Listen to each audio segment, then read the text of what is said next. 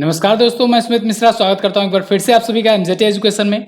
दोस्तों, आप लोग का एनटीपीसी का एग्जाम लगा हुआ है। ऐसे में आप लोग की मांग को देखते हुए 1 जून से 10 जून का स्पेशल करंट अफेयर लाया जा रहा है आपके लिए।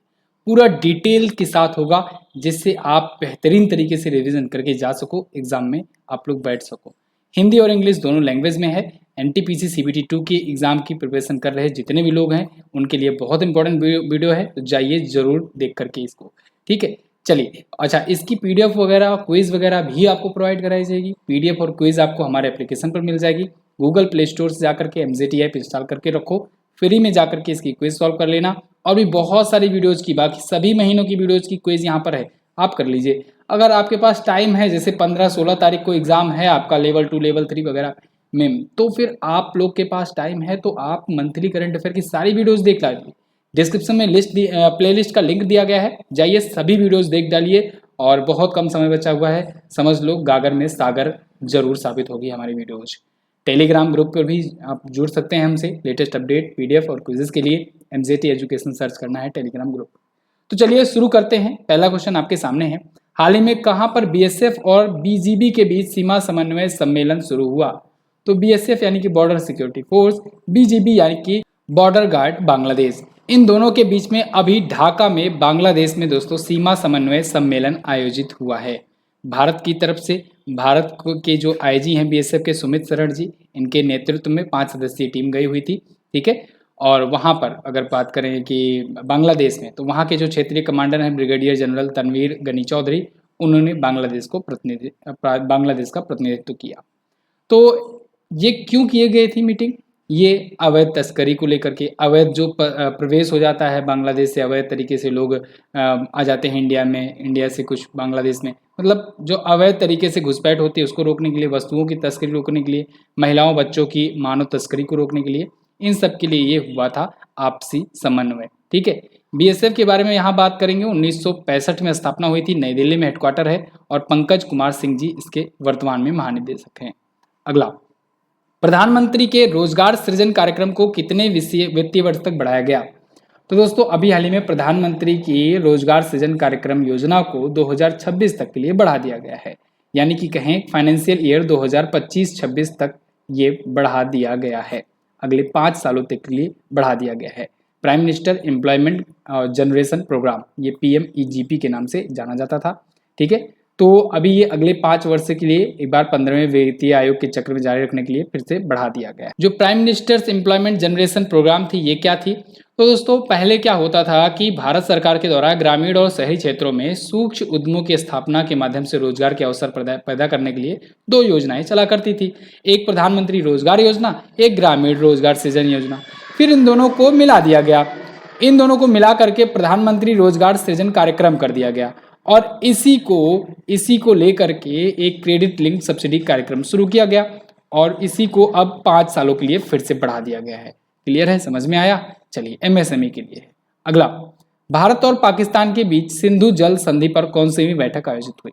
तो अभी भारत और पाकिस्तान के बीच सिंधु जल संधि समझौते के लिए 118वीं बैठक अभी आयोजित हुई।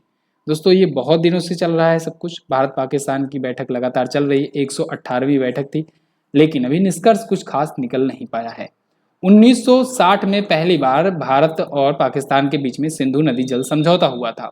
उसके बाद से ये डिसाइड किया गया कि चलो टाइम टाइम पर बैठक आयोजित किया जाता रहेगा, क्या पता कब मूड बदल जाए और कब क्या डिसीजन आ जाए, और कब दोनों टीमें जो हैं, दोनों तरफ से लोग सहमत हो जाएं। अगला, हाल ही में LIC ने किस नाम से बचत जीवन बीमा योजना शुरू किया? तो LIC ने भी बीमा रत्न के नाम से एक बचत जीवन बीमा योजना शुरू करी हुई है। LIC समय समय पर तरह तरह की बीमा योजनाएं शुरू करता रहता है। LIC भारत की दोस्तों ये 5वीं सबसे बड़ी कंपनी है ओवरऑल, और सबसे बड़ी सरकारी कंपनी है, और सबसे बड़ी इंश्योरेंस कंपनी। ये 3 पॉइंट आपको याद रखना है। क्या क्या? 5वीं सबसे बड़ी वैल्यूएशन के मामले में कंपनी, और सबसे बड़ी सरकारी कंपनी, और सबसे बड़ी इंश्योरेंस कंपनी है LIC, life insurance corporation of India. तो इसने अभी कुछ दिन पहले बचत प्लस नाम की एक बीमा योजना शुरू की थी, अब बीमा रत्न के नाम से एक और योजना शुरू करी गई है। अभी LIC का IPO आया था, जो कि इंडिया में अभी तक का सबसे बड़ा IPO था। LIC सबसे बड़े IPO को लेकर के शेयर मार्केट में लिस्ट हुआ।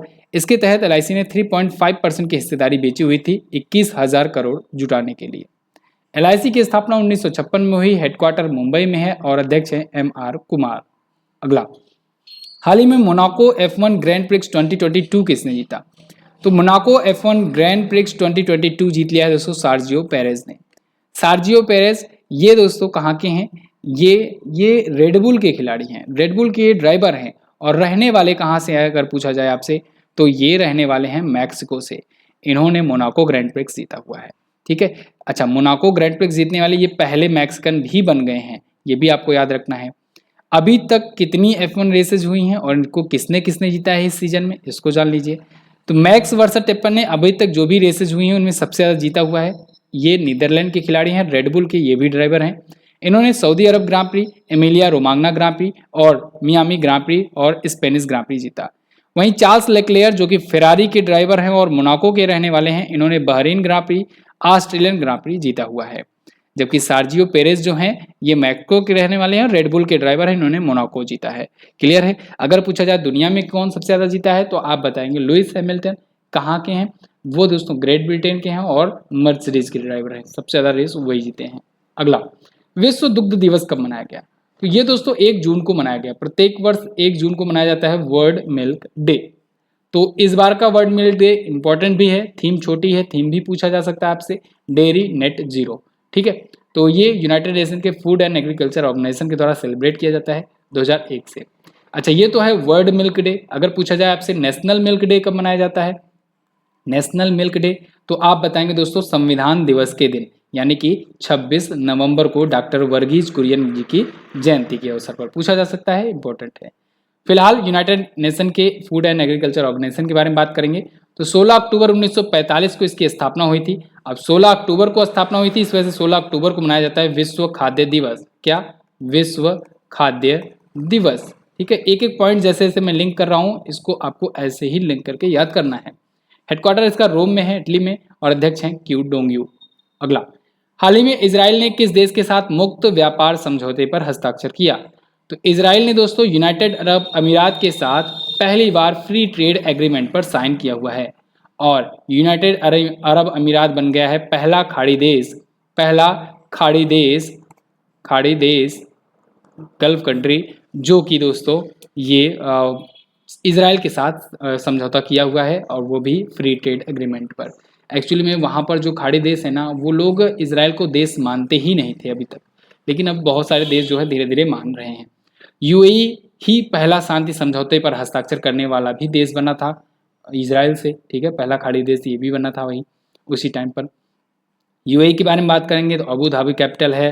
नए राष्ट्रपति यहाँ पर बने हैं मोहम्मद बिन जायद अल नहयान। जो खलीफा बिन जायद अल नहयान थे उनका निधन हो गया, ठीक है। यहाँ की करेंसी है यूएई दिरहम। यहाँ इजराइल के बारे में बात करेंगे तो यरूशलेम यहाँ की राजधानी है। नेप्टाली बेनेट प्राइम मिनिस्टर, राष्ट्रपति इसाक हर्जोग, मुद्रा न्यू शकेल। अगला, हाल ही में इंटरनेशनल शूटिंग स्पोर्ट फेडरेशन विश्व कप 2022 में भारतीय महिला निशानेबाज टीम ने कौन सा मेडल जीता? तो इसने जीत लिया है गोल्ड मेडल। देखिए 3 लोग का ग्रुप था ये भारतीय महिला निशानेबाज टीम और इसमें इला वालारिवान, श्रेया अग्रवाल और रमिता, इन तीनों की टीम ने गोल्ड मेडल जीत लिया है 10 मीटर एयर राइफल इवेंट में। अभी ये कहाँ पर आयोजित हुआ? बाकू में आयोजित हुआ था ISSF का विश्व कप। ध्यान रखिएगा इससे पहले जो ISSF कप हुआ था वो जूनियर विश्व कप था। क्या था? वो जूनियर विश्व कप था। अगला, दुनिया का सबसे तेज कंप्यूटर कौन बना? तो दुनिया का सबसे तेज सुपर कंप्यूटर बन गया है दोस्तों फ्रंटियर। फ्रंटियर ने फुगाकू को 2 सालों के बाद पीछे कर दिया है। 2 साल से टॉप पर फुगाकू का था जापान का, लेकिन अब फ्रंटियर जो कि अमेरिका का है ये टॉप पर आ गया है। सुपर कंप्यूटर सबसे तेज, दुनिया का सबसे तेज ये सुपर कंप्यूटर है फ्रंटियर, ठीक है। ये क्वांटिलियन कैलकुलेशन करता है प्रति सेकंड में, बहुत तेज है ये, ओके। तो इसको अब सबसे तेज, दुनिया के सबसे तेज सुपर कंप्यूटर होने का गौरव प्राप्त हो गया है। अमेरिका में ये बनाया गया है। अगला, हाल ही में रक्षा मंत्रालय ने भारत की किस सेना के लिए स्वदेशी अस्त्र MK1 BVR मिसाइलों के लिए समझौता किया? तो रक्षा मंत्रालय ने भारतीय वायुसेना और भारतीय नौसेना के लिए, यानी उपरोक्त तो दोनों यहाँ पर सही रहेगा, इन दोनों के लिए अस्त्र मिसाइल के लिए डील करी हुई है। देखिए कुछ इस प्रकार से होगी अस्त्र मिसाइल। DRDO ने इसे डेवलप किया हुआ है, खतरनाक मिसाइल है। 2,971 करोड़ की लागत का ये डील हुआ है MK1 BVR मिसाइलों के लिए। BVR बोले तो बियॉन्ड विजुअल रेंज। ओके, तो भारत डायनेमिक्स लिमिटेड के साथ रक्षा मंत्रालय ने मिलकर के इसके लिए समझौता किया है। अगला, पुरुष हॉकी विश्व कप 2022 में भारतीय टीम ने कौन सा पदक जीता?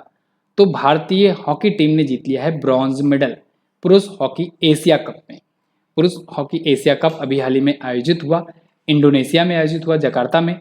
तो इसमें भारत ने जापान को 1-0 से हरा करके ब्रॉन्ज मेडल अपना पक्का किया।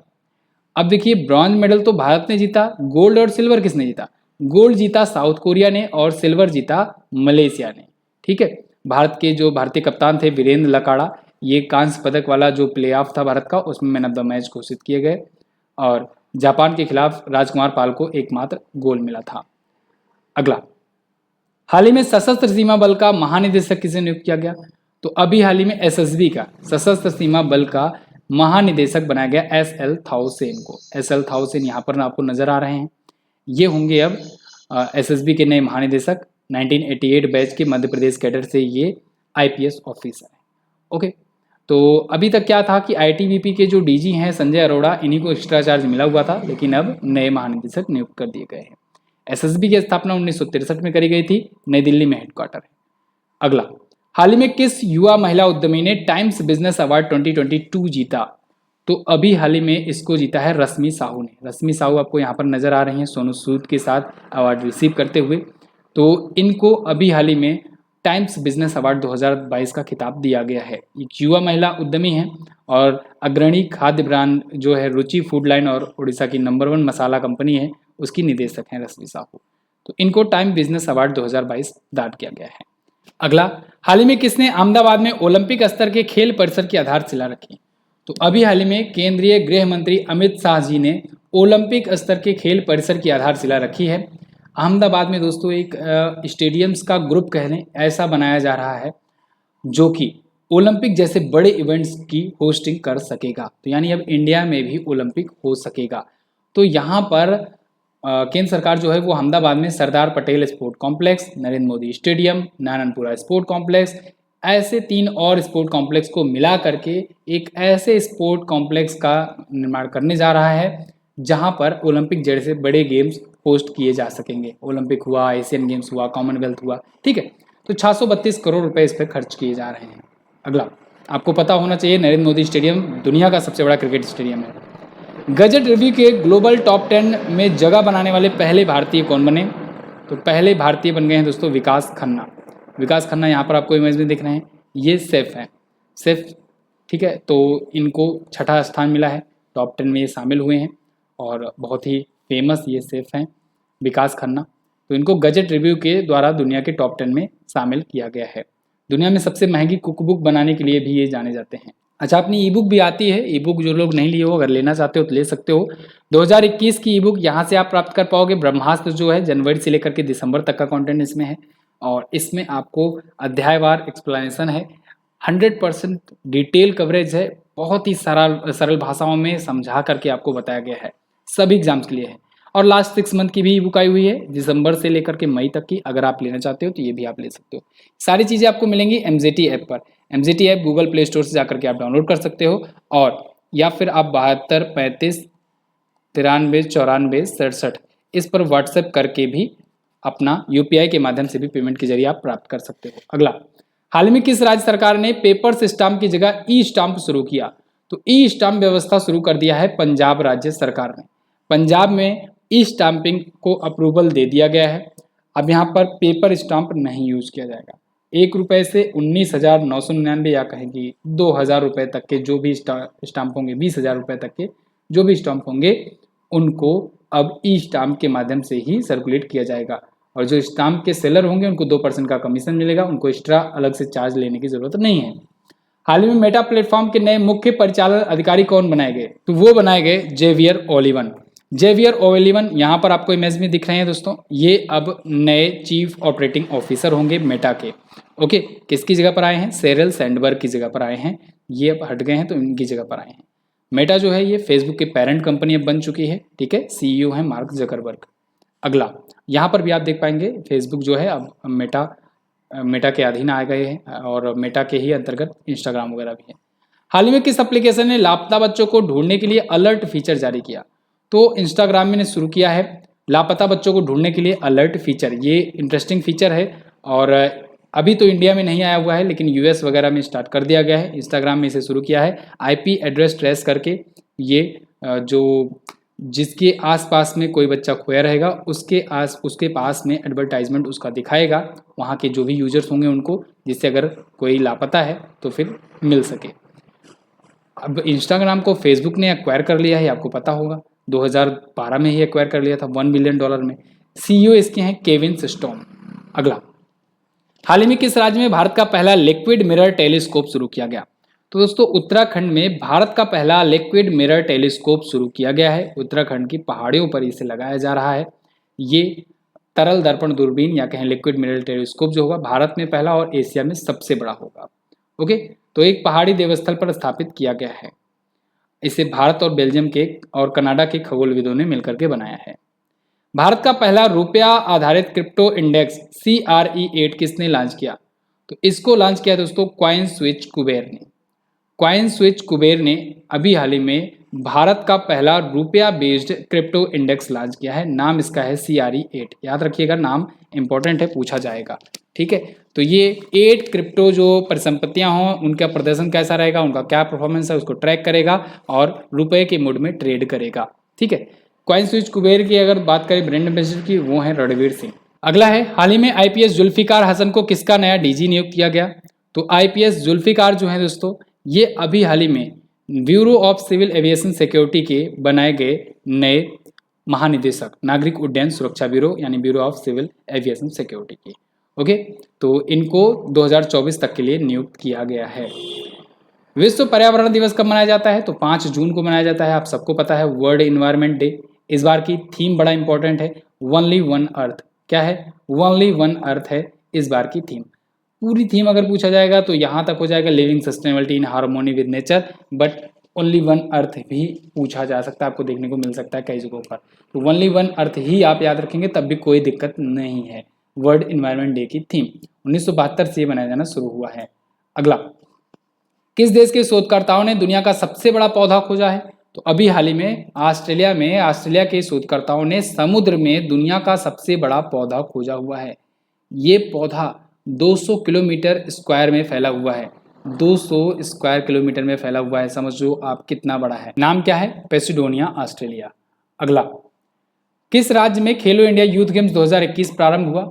तो दोस्तों हरियाणा में ये शुरू हुआ है, 4 जून को शुरू हुआ है। यहाँ से क्वेश्चन भी बनेगा। खेलो इंडिया यूथ गेम 2021, ये 2022 में हो रहा है, लेकिन 2021 के नाम से था क्योंकि 2021 में होना था, लेकिन ड्यू टू कोविड-19 ये पोस्टपोन हुआ।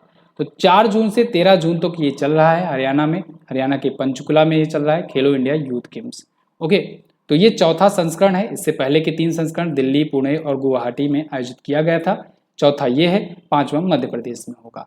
ठीक है, खेलो इंडिया जो यूथ गेम होता है दोस्तों, ये ओलंपिक, एशियन गेम्स और कॉमनवेल्थ गेम्स जैसे गेम्स के लिए खिलाड़ियों को तैयार करने के लिए, युवा खिलाड़ियों को तैयार करने के लिए एक गेम होता है नेशनल लेवल का।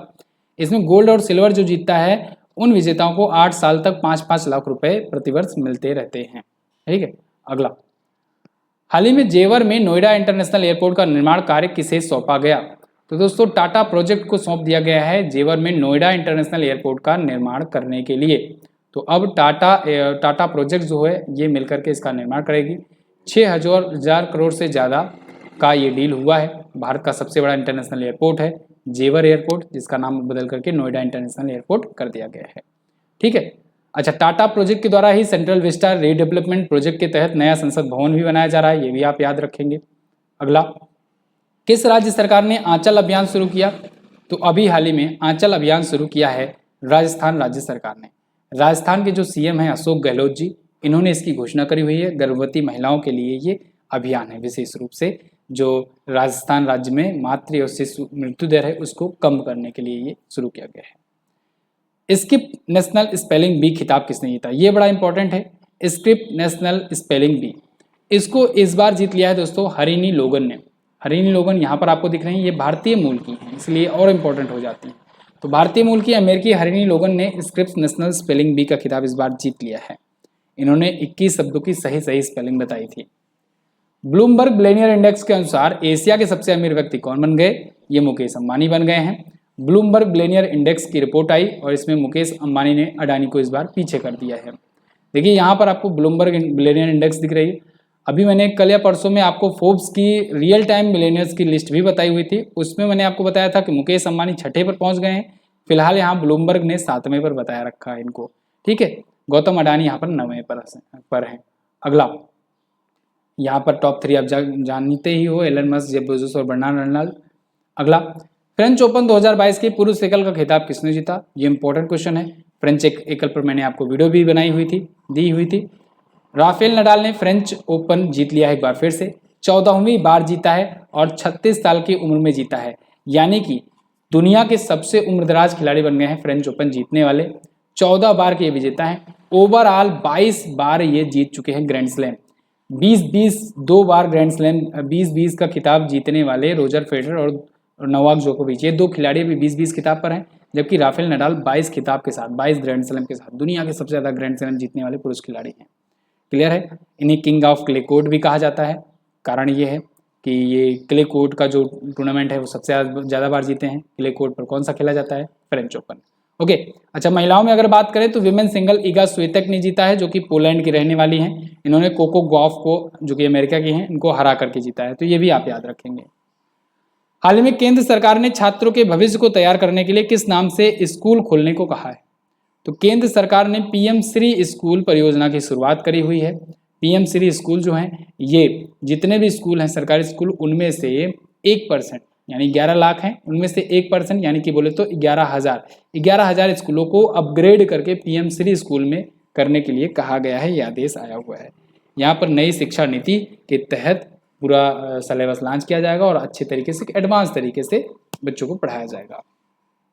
किस कंपनी ने भारत का पहला बैंकिंग मेटावर्स लॉन्च किया?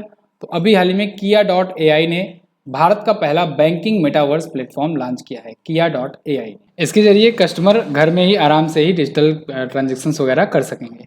अच्छा, JP मॉर्गन जो है ये दुनिया का पहला बैंक बना था जिसने मेटावर्स में अपना स्टोर खोला था। ये क्वेश्चन भी बन सकता है। हाल ही में दुनिया के पहले नैनो यूरिया प्लांट का उद्घाटन किसने किया? ये बहुत इंपॉर्टेंट क्वेश्चन है दोस्तों। प्राइम मिनिस्टर नरेंद्र मोदी जी ने नैनो यूरिया प्लांट का उद्घाटन किया है, जो कि दुनिया में पहला है। भारत के साइंटिस्टों ने इसे बनाया हुआ है। इफ्को के, खास करके इफ्को के साइंटिस्ट ने इसे बनाया हुआ है।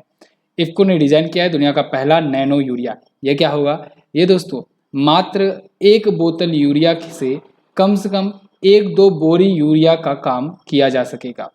1 बोतल यूरिया से आप समझ लो कि 2 बीघे का जो जमीन होता है ना, बीघे का जो खेत होता है, वहाँ तक का जितना लगता है यूरिया, उतना आधी बोतल या 1 बोतल से हो सकेगा। ये बहुत बड़ा एक चेंज होने वाला है। गुजरात के कलोल में अभी हाल ही में इफ्को ने इसे लॉन्च किया हुआ है और प्राइम मिनिस्टर नरेंद्र मोदी जी ने इसका उद्घाटन किया है।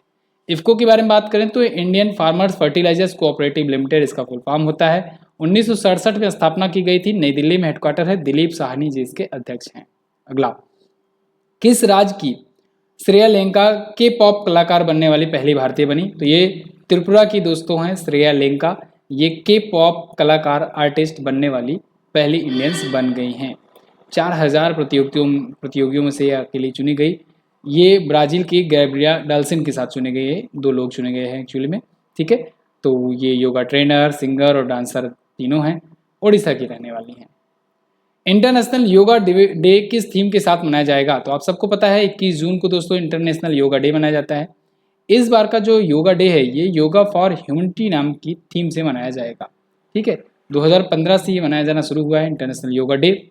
तो इस बार 8वां संस्करण होगा जो कि योगा फॉर ह्यूमनिटी थीम से मनाया जाएगा। पिछली बार वाली की थीम थी योगा फॉर वेलनेस 2021 की। ठीक है, 2022 क्या होगी? योगा फॉर ह्यूमनिटी, 21 जून को। अगला, हाल ही में संयुक्त सैन्य अभ्यास एक्स संप्रीति एक्स कहाँ आयोजित किया गया? तो दोस्तों ये कहाँ पर आयोजित किया गया? बांग्लादेश में। एक्स संप्रीति एक्स भारत और बांग्लादेश के बीच में होता है। तो ये बांग्लादेश के जसोर सैन्य स्टेशन में आयोजित किया गया 5 जून से 16 जून के बीच में, यानी अभी चल भी रहा है। एक्स संप्रीति एक्स, एक एक्स का मतलब एक्सरसाइज और इस वाले एक्स का मतलब है 10वां संस्करण, यानी कि 10वां ये आयोजन है। हाल ही में किसने माई पैड माई राइट कार्यक्रम शुरू किया? नाबार्ड। नाबार्ड के अध्यक्ष हैं गोविंद राजलू चिंटाला जी। तो इन्होंने इसको लॉन्च किया हुआ है, गोविंद राजलू चिंटाला ने। ओके, तो कहें कि नाबार्ड के द्वारा ये शुरू किया गया है। नैब फाउंडेशन के द्वारा मिल करके 7.5 लाख रुपए की मशीनरी और सामग्री के साथ ये कार्यक्रम शुरू किया गया है, माई पैड माई राइट नाम का। ठीक है, तो महिलाओं की मांग के अनुरूप, डिमांड के अनुरूप सैनिटरी पैड बनाया जाएगा इसके तहत। नाबार्ड के बारे में बात करें तो national bank for agriculture and rural development होता है इसका फॉर्म। 1982 में स्थापना हुआ था, मुंबई में हेडक्वार्टर है।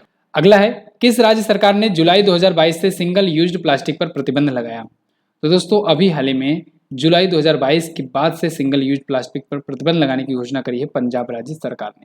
जो सिंगल यूज प्लास्टिक होते हैं जैसे पानी की बोतल, पॉलीथीन, सब्जियों वाली, ये सब पर बैन लगा दिया जाएगा। तो विश्व पर्यावरण दिवस के अवसर पर यह डिसीजन लिया पंजाब सरकार ने। पंजाब सरकार ने शहीद भगत सिंह पंजाब राज्य पुरस्कार भी शुरू करने की घोषणा करी है, ये भी इंपॉर्टेंट है। तो अभी 55 सीवेज उपचार संयंत्र भी स्थापित करेगा ये। अभी हाल ही में मुंबई इंटरनेशनल फिल्म फेस्टिवल 2022 में सर्वश्रेष्ठ डॉक्यूमेंट्री के लिए प्रतिष्ठित गोल्डन शंख पुरस्कार किसने जीता? ये जीता है turn your body to the sun ने, turn your body to the sun ने। तो इसके डायरेक्टर हैं एलिनोर वॉन डेर हॉर्स। इसने जीत लिया है दोस्तों गोल्डन शंख पुरस्कार।